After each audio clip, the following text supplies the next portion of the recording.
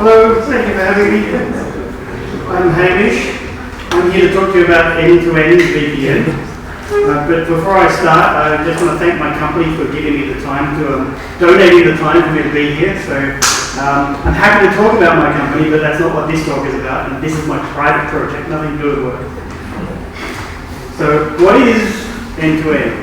I don't think anybody's given a talk about n2n for about 4 years. So you might not actually know what n2n is. It's a peer-to-peer VPN, but it's also trying to allow you to pierce the NATs so you can get from your peers regardless of where they are. The way I consider it is it's a distributed Ethernet switch, because unlike many other VPNs, it's operating at the Ethernet layer. That's got some side effects, that's got some ramifications on how you actually manage it, but mostly it's just a minor difference. It does use a user space client, so it's not as fast as some other VPNs, but that gives it flexibility in what it can be used. It's not expecting to have a kernel component, so it's a lot easier to actually get running, which is why it's also low resource requirements.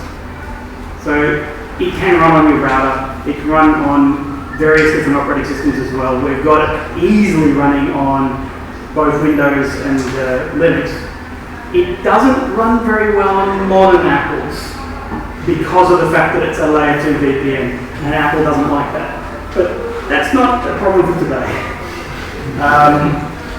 The basic concepts of how it works is that there is a supernode that you talk to. The supernode has a public address. It's the only part of the VPN that is required to have a public address. It serves that coordination point so that there is somewhere for people to go to when they are all behind the NAT. They all talk to the coordination point. The supernode then allows them to try and pierce the NAT to get to each other. And as a last resort, the supernode will forward the packets forward. But in an ideal world, everybody will actually just go straight through the files themselves. They won't talk directly to the supernode. The supernode provides a small amount of access control. It is the one point you talk to, so it is where you would be having your community allowed or not. And there are some other authentication features that can be implemented on the supernode. So each community is just a string. The community name is just the name that you want to call your Ethernet segment. And then there's a pre-shared key for that. So to join a n2n network, all you need is those two parts. Once you've got the public name of the community and the private key, then you can join that network. You can pass packets with anybody else who is on that network, and hopefully that's all you need. It is intended to work that simply. There is options to turn on a whole lot of other features that don't necessarily work as simply. At the moment, you don't have to worry about managing IP addresses with n2n. It will issue you an IP address when you join the network. But because it's just an Ethernet network, you can run a DHCP server on it. You can allocate the addresses any way you see fit. You can treat it like it is a very wide area Ethernet network. But the connections aren't quite like a normal network. You have the edge that runs the VPN software. It talks to the supernode. And then when you bring in a second edge, it will also talk to the supernode. With the two edges talking to the supernode can exchange their details, and they'll try and form a peer-to-peer connection. Obviously, there could be firewalls in between them. I've not described on this. This is just how they're trying to talk to each other. If you bring in another edge, they'll again try and talk to each other. Now, the connections between the edges are generated on demand. So while you might end up with a full mesh, you're not necessarily having to manage all of those connections in the software. It'll bring up these point-to-point connections as the traffic goes between the various edges. So it's scalable, it's easy to actually talk between the edges because it is trying to talk to them directly. And that comes with a realization that this is actually an Ethernet segment. There is no firewall in between them by default, so you're exposing yourself. Anybody who knows your community and key can talk to each other on it. So it's not designed for security. There are options to add some of this, but it's designed for connectivity. So, for instance, I use it to give me an access network to a whole lot of systems that I manage. It means that I don't have to worry about where they are, where they're being relocated to. If they're in a cloud, they might have migrated themselves. It doesn't matter to me because the full mesh allows that I can talk between my systems relatively quickly. The URL are just logical connection, not real connection. Yes, this is logical connection, yeah. They are managed by this. Yes, managed by the supernode, or controlled by the supernode, yes, facilitated. The logical connection in the blue you can see there is the way we hope to allow the edges to talk to each other.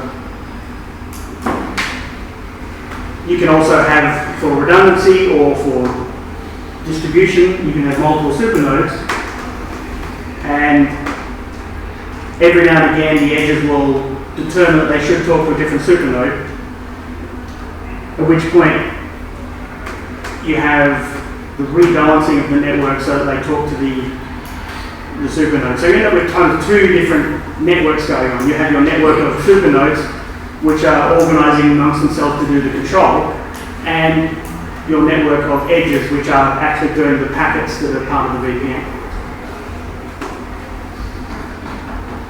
Now, I came onto the scene with n2n about version 3, just before actually. I've been using it for about a decade, but I started getting heavily involved around about the time that we were getting ready to release version 3. And that happened about 6 months ago now.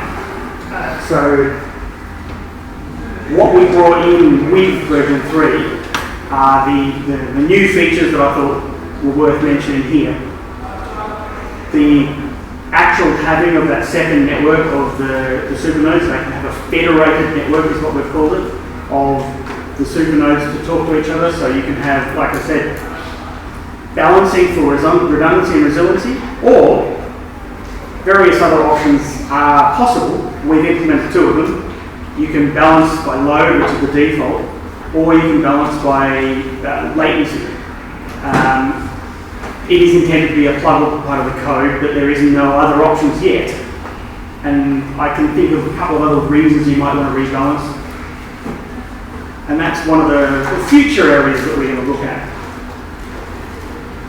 We've also added a management interface, a machine readable management interface. There was previously a human readable one, but with the machine readable interface we have a defined way to have software interact with the daemons. Both the supernode and Edge support some of this, and we can run external monitoring software or external management software, and we're starting to think about what extensions we can put in, taking some of the features that are currently embedded in the core program and moving them out to be daemons that are running separately and talking to the core via the RPC. So I think that's actually that was the part I was involved mostly in, so I think it's actually a very good part. We've also, with the recent release, added in a whole lot of automation. We now have unit tests, linting, and we create packages so we can say, here is our official release. That's an area that needs a lot more effort, because it's an area that people always have more things they want to support. But we have the framework to add that in now. So hopefully we can actually say, here is the official blessed release with a series of packages you can install. At the moment we only have installable packages for Linux, but I hope for the next release we'll have installable packages for Windows as well. We do want help with things like installable packages for Apple. One of the other features we've brought in and stabilized, it wasn't actually a new feature, but it was new to be considered stable, is that if you've got two edges sitting on the same physical network, and they can see each other via multicast, in the past they would reach out to the supernode and end up sometimes, due to the NAT, sometimes bouncing through the supernode even though they're physically next to each other. So we've now enabled by default multicast, and they will discover each other on the same network, and then they'll form their peer-to-peer connection directly to each other, which allows me to run it on my laptop, and then if I'm sitting in the same room as the server, it will be more performant, it will be reliably more performant, and I can use it for high bandwidth backups without actually worrying about the underlying network and how it works. Also means I can pick up my laptop and I can go to, my parents are running a server, and take my laptop to my parents' house and know that I can do the same kind of thing, and it all just seamlessly works. Obviously this extrapolates to larger environments than just me and my friends. Even when you're running multicast, you still do need the supernode for the control plane. Without that, there would be no ability to synchronize who is on the network. So the multicast could work, but you wouldn't be able to talk to anybody else outside of your little network. It's a possible feature that we could have in the future, but at the moment, it's not a way of removing the supernode. I alluded to earlier that we've got some ability to do more control. It starts off by default as a way of sharing things publicly, but then you can add on various other features. We can tell the supernode to only accept certain communities. We can tell the supernode to allow you to log in with a username and password, and will only accept people who are fully authenticated. Some of that just makes it more complicated, but it also allows us to have full header encryption. And without the full header encryption, each packet is relatively visible on the wire as what it is. With full header encryption, hopefully the intent is that it becomes only detectable if you're using heuristics. Every packet in the VPN will just look like random noise. That's the intent. Nobody's actually tested it yet, so it looks like it's random noise, but nobody's done the statistical analysis needed to prove it. But that's intended for some areas where people might want a little bit more safety, a little bit more control, a little bit more provable deniability of inability of the local authorities to know that they're doing this was one of the suggestions. We also have added the ability to filter the traffic going through the VPN, which again limits it from being a free network segment that everybody can talk to allow you to say, okay, I do actually just want to use this to allow monitoring, or I do want to just allow this to allow remote backups to happen. And you can specify that by ports and IP addresses inside the VPN as per normal filtering systems. It uses its own little mini filtering languages, so it's not compatible with anything else, but that's also welcome for changes if needed. Now, we haven't stopped working on it. We've got a bunch of plans of what we can do for the future, none of which have a deadline or a date. All the people working on the n2n are volunteers, so we don't really have a specific timeline for roadmap, but we want to improve our separation of core functions and helper facilities using the RPCs that we've added. We want to streamline that process to make sure that there's less of the old human-only management system there, because it's got some security flaws in it. And to do that, we have to actually make documentation and more helper scripts so that people who are used to using the old system can be brought with us. We have quite a lot of evidence that the people who are using n2n do make a lot of use of the old interface, so we have to be careful about moving too quickly there. But the other thing we want to add in, has been asked for many times, is to add in various UPnP features. A lot of people find that the NAT piercing doesn't work perfectly for them, but their home router might have a UPnP facility that allows the edge running inside the network to tell the router to allow traffic in on certain ports. And by adding that feature to the n2n software, we can help them with this peer-to-peer nature of the network. There are two implementations of that currently going through. There's UPnP and PnP. They're two different protocols from two different decades, but they both do the same thing. We're hoping to have that stabilized, I guess, and ready to run in the next release. It's actually running in the current development release. Way into the future, we do hope to do a bunch of other changes as well.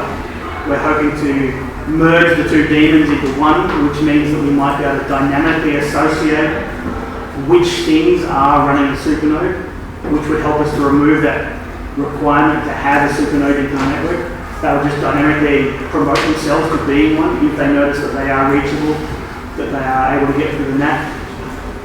We want to improve the NAT hole punching as time has moved on. The various techniques that the network uses for NAT have changed, and therefore the hole punching that is embedded in end-to-end is not perfect and could be made better. We've got a bunch of other open source projects have at least proofs of concept of how to do this better, and so we are looking at how to move some of those techniques in for our core code and use them.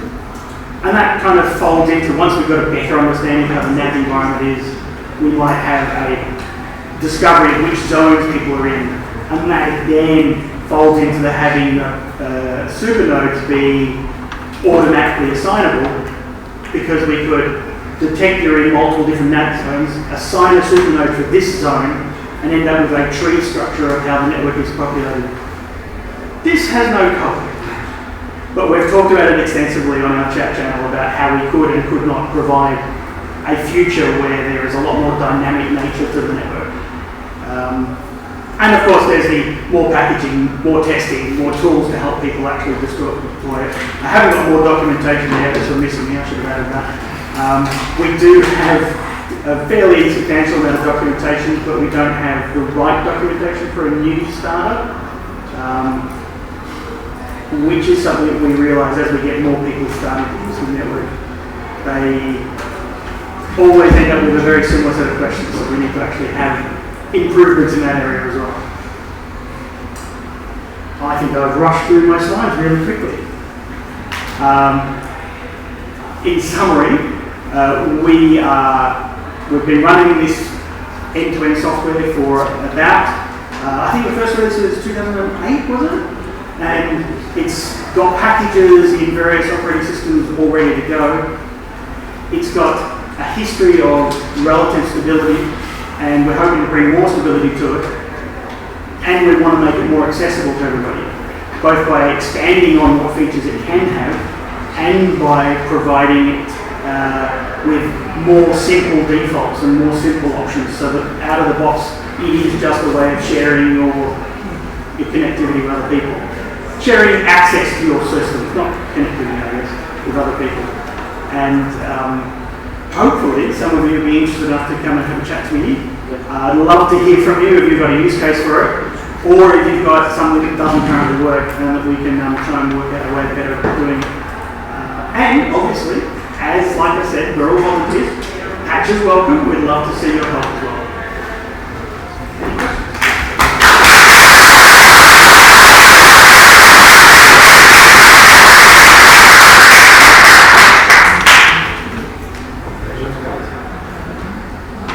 So if you're wondering why this is the ntop, it's because about 10 years ago, when we started to do ntop and deployment and so on behind firewalls, we had a request from users to provide assistance, and we were unable to connect to those places. And then we a VPN, but a VPN is something precious and not something you want to give away to people in Europe. Okay, so we started to create this end-to-end. And then at some point, with Zoom or Teams, pick the one you like, this was no longer necessary for that. Okay, but it was, I believe, a good tool. I can see the use case for this type of solutions. And therefore, this is something that I personally started coding, and then other people are maintaining. It's still under the ntop domain, but Hamish is one of the maintainers. I mean, I'm part of the design, somehow I'm involved, but we don't have much time. You see, we can hear now all this is the other stuff. So I'm very glad that you're taking over with other people in the development, And I really hope that some of you can really help and assist. Please. Just a question, out of curiosity, what do you use for not piercing? Something like really nice or? Well, at the moment it's a bespoke implementation. Okay. We have looked at various other options. We don't have any working code yet, but we've tried some of the other libraries, and there's a branch that has not Live Nice, but I can't remember what it was. One of the other VPN systems scattershots hundreds of different ports open and tries to therefore reduce the search space to trying to pierce the NAT, and that's what I think that's the next thing we're going to try and do. I'm not actually working on the NAT piercing, so. Okay.